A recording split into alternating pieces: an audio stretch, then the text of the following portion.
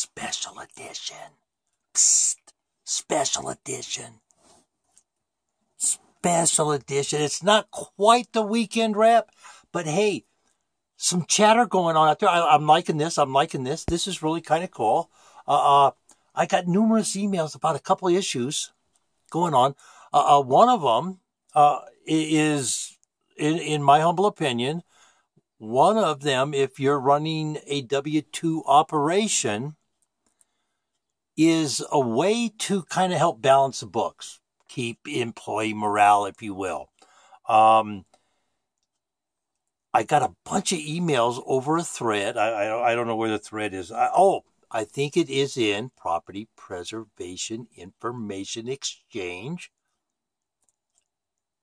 Kim Savage, Women at Work, the little cutie pie, the girl that wants to, that's right, the poodle skirt, the saddle shoes, the sock hop, the prom. Yeah, that Kim Savage. Her group over there on Facebook, they've been asking about, I guess there's been discussion about a store with items you find. I mean, you find some antique stuff, and let me put it this way.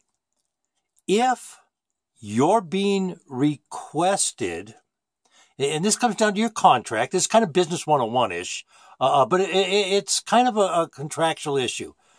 First and foremost, if you're a business, you're probably obligated to remove and dispose of properly.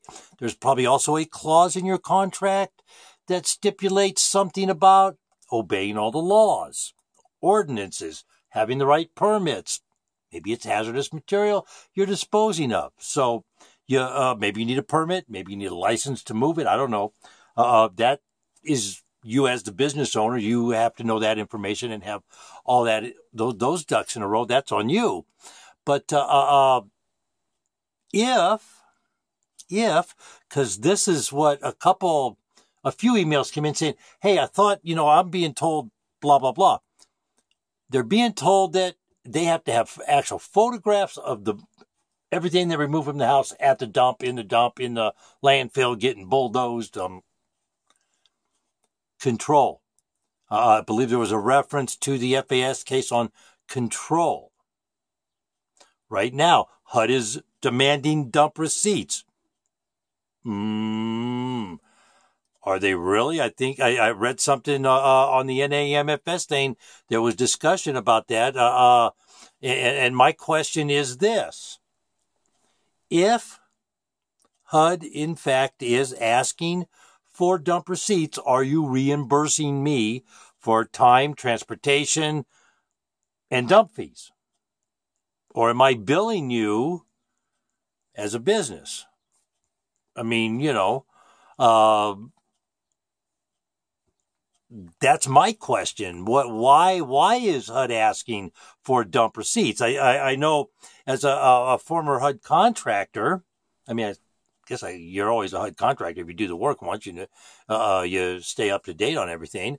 But as a HUD contractor, I know that I don't think we ever had, the most we ever had was maybe 12, 15 yards of debris on one property. I don't ever recall having more than a couple bags of debris. When they're coming conveyance condition, the big issue for us was safety, health and safety issues on the property. So those were always the biggest concern with, on a HUD property, and there wasn't a lot of debris. So maybe people are cheating debris counts or something. I don't know.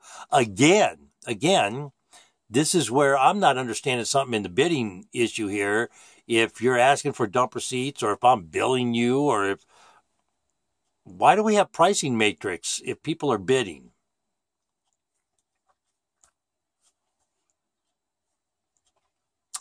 Double clutching. Think about it for just a minute. Think about it. Do you know, are they taking a percentage of what they bill, or are they taking a percentage of what they pay you? Two different items. And I believe the latter, that is a little hokey dokey. Anyways, to the store issue, to the items issue. Your contract is to remove whatever's there. It's classified as debris after X amount of time goes by and the personal property issues, the legal challenges or whatever on personal property issues have expired. That becomes considered debris. It has to go. It gets removed. What you do with that, we didn't do anything to try to profiteer from it per se. What we would do is we would find somebody to buy a bunch of stuff or whatever we had, like a thrift stop, and make them a really good deal, or whatever. But we'd use that money for an employee event. We'd get together, have a little barbecue, and a good job guy, and, pat everybody on the back, that kind of stuff.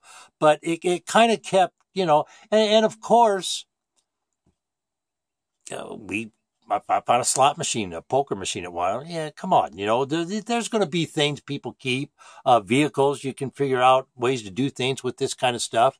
The bottom line is this: understand your contract, understand your obligations. And if you really are a business, nobody has any business telling you how to do your job.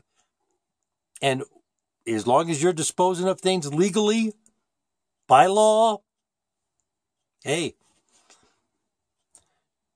not my fault the antique typewriter looks better on that pedestal than the landfill. I mean, come on. Let's be real. Be real for that.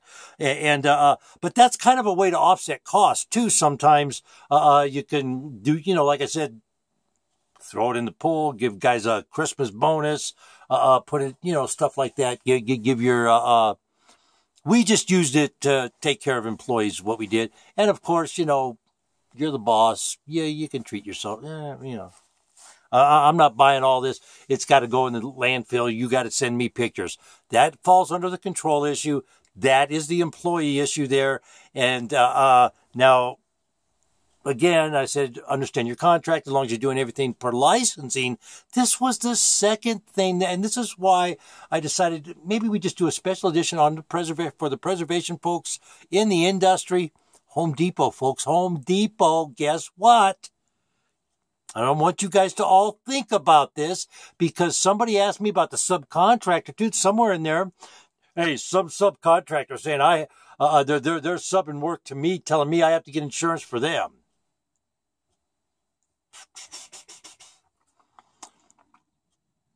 Again, control.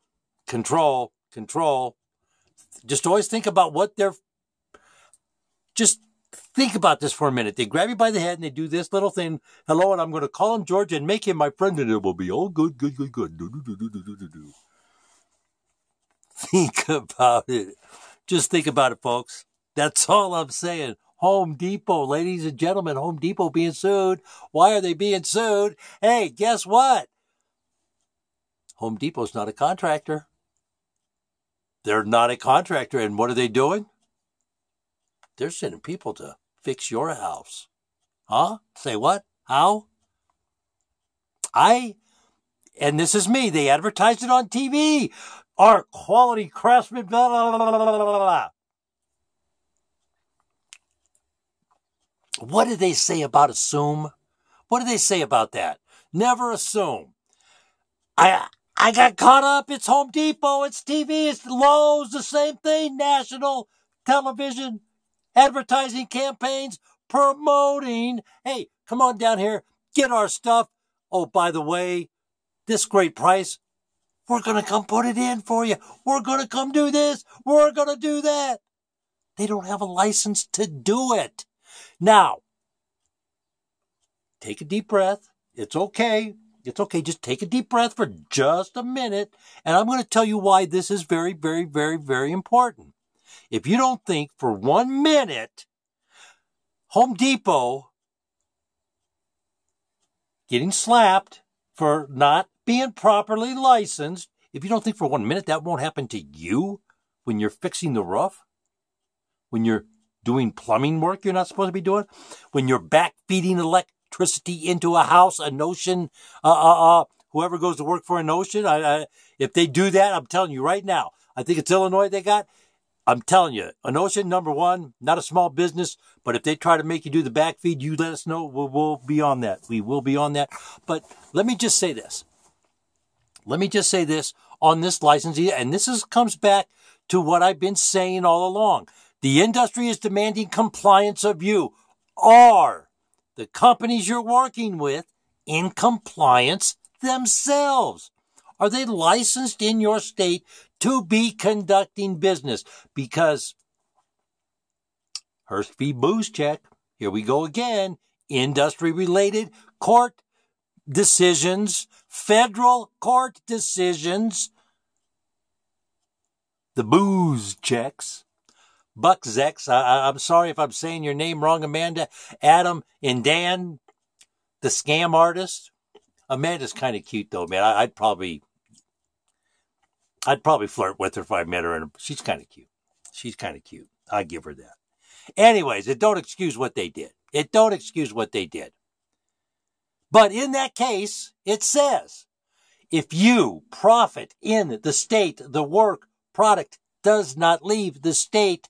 Therefore, subject matter jurisdiction is here. And oh, by the way, for you to have standing in the subject matter jurisdiction, you gotta be licensed. Whoops. Proper licensing. If you're crossing a state line, ladies and gentlemen, you gotta have a license in that other state. You're supposed to. Technically, you might be able to get a one-day permit, but always check. Always, it's called CYA. Cover your sweet patootie, baby. I'm telling you, man. You have to be in compliance. Push back. So do they.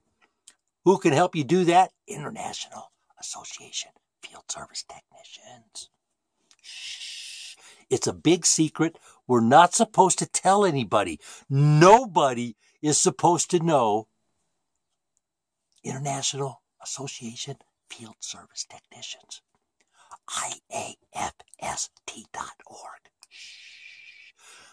Don't tell anybody. You cannot tell a soul.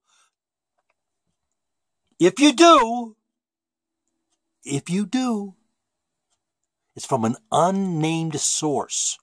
An unnamed source gave you that information, okay? You can't, you're sworn. You're sworn. All right. If they're going to go get Home Depot on this, and trust me, I thought, because Home Depot is advertising on TV, I kind of took it for granted Home Depot carried the license for people to work under their license, and they hired, tradesmen and stuff. They didn't. They were subbing stuff out, which with them entering into contracts. Again, this is where you must know your local ordinances, laws, rules, regulations. Are you in compliance?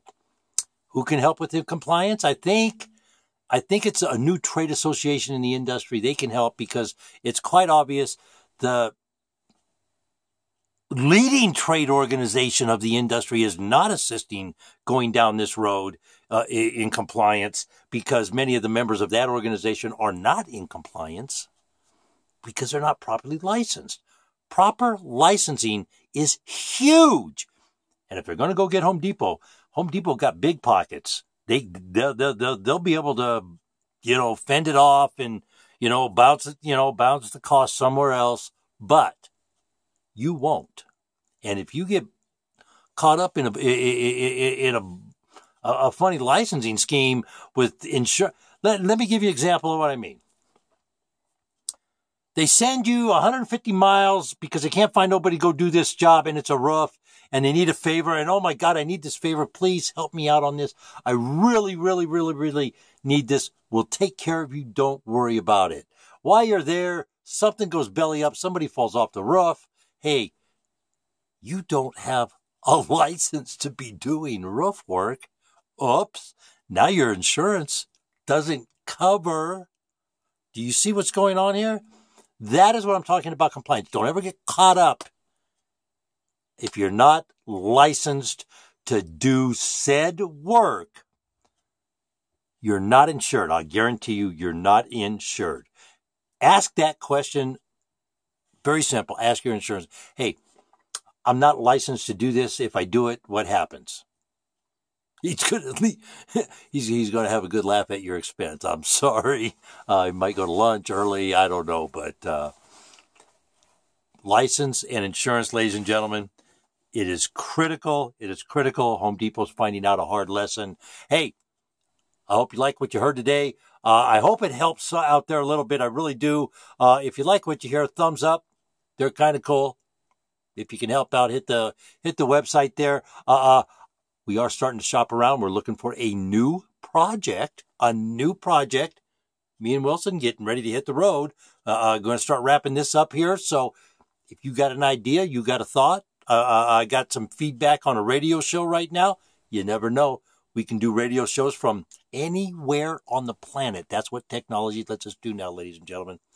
That's what it lets us do. If you can help out, hey, in the link, in the description, the link to the website, donate. It's all great. Ladies and gentlemen, have a great night. Don't tune in. Weekend Wrap. Got some good stuff coming up on the GMO. We're going to preview GMO Tuesday. Man, the information is just pouring in on the GMO stuff, ladies and gentlemen. Unbelievable. It's just the collusion, how deep they are. It's just the more the onion gets peeled and this gets exposed, the more bizarre this really, it really is starting to look like a bad science fiction movie, ladies and gentlemen. Hey, ladies and gentlemen, let's have a great night. It's Saturday night. Where's my best girl? Kim Savage. Let's have a great night, ladies and gentlemen. Let's all be safe out there.